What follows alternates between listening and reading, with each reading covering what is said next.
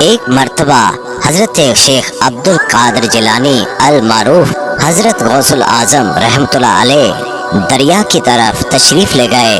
وہاں ایک 90 سال کی بڑھیا کو دیکھا جو زار و قطار رو رہی تھی۔ ایک مرید نے آپ کی بارگاہ میں عرض کیا، مرشد، اس ضعیفہ کا اکلوتا خوبرو بیٹا تھا، بیچاری نے اس کی شادی رچائی، دولہا نکاح کر کے دلہن کو اسی دریا میں کشتی کے ذریعے اپنے گھر لا رہا تھا کہ کشتی الٹ گئی اور دلہا دلہن سمیت ساری بارات ڈوب گئی۔ اس واقعے کو آج 12 سال گزر چکے ہیں، مگر ماں کا جگر ہے، بیچاری کا غم جاتا نہیں ہے۔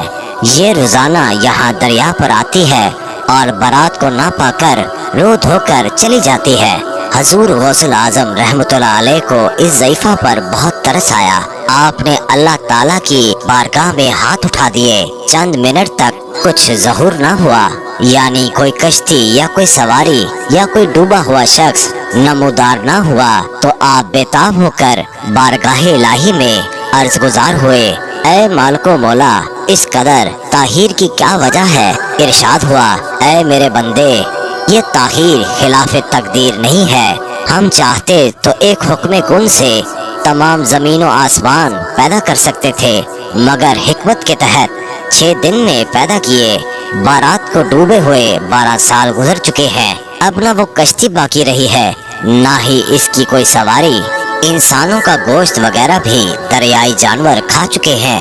ریزہ ریزہ کو اجزائے جسم میں اکٹھا کروا کر دوبارہ زندگی کے مرحلے میں داخل کر دیا ہے۔ اب ان کی آمد کا وقت ہے۔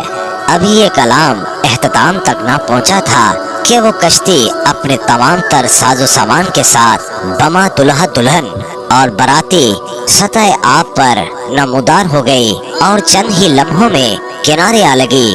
تمام باراتی شیخ عبد القادر جیلانی رحمۃ اللہ علیہ سے دعائیں لے کر خوشی خوشی اپنے گھر پہنچے۔ اس کرامت کو سن کر بے شمار کفار نے آ کر حضور غوث الاعظم رحمۃ اللہ علیہ کے دست مبارک پر اسلام قبول کیا۔ حضرت شیخ عبد القادر جیلانی رحمۃ اللہ علیہ کی یہ کرامت اس قدر تواتر کے ساتھ بیان کی گئی ہے کہ صدیاں گزر جانے کے باوجود برصغیر پاک و ہند کے گوشے گوشے میں اس کی گونج سنائی دیتی ہے۔ اللہ تعالیٰ کی بارگاہ میں دعا ہے کہ اللہ تعالیٰ غوث پاک کے درجات کو بلند فرمائے اور ہمیں اولیاء کرام کا ادب و احترام کرنے کی توفیق عطا فرمائے اور ان کے نقش قدم پر چلنے کی توفیق عطا فرمائے، آمین۔